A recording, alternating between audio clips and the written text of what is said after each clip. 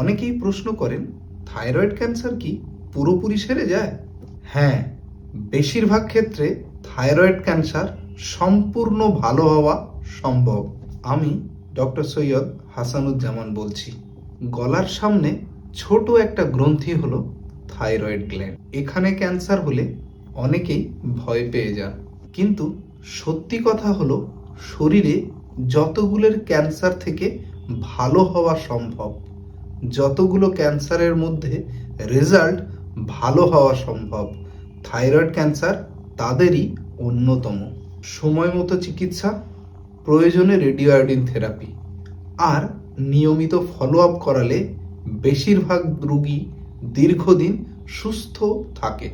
বেশিরভাগ রোগী অপারেশনের পরে সম্পূর্ণ স্বাভাবিক জীবনযাপন করছেন। যদি গলার সামনের অংশে কোনো ফোলা থাকে, গাঁট যেটা ধীরে ধীরে বাড়ছে, অথবা অনেক দিন থাকার পরে গলার আওয়াজেরও পরিবর্তন হচ্ছে, গিলতে অসুবিধা হচ্ছে, দেরি করবেন না, ডাক্তারবাবুর পরামর্শ নিন। মনে রাখবেন, ভয় নয়, সচেতনতাই আসল।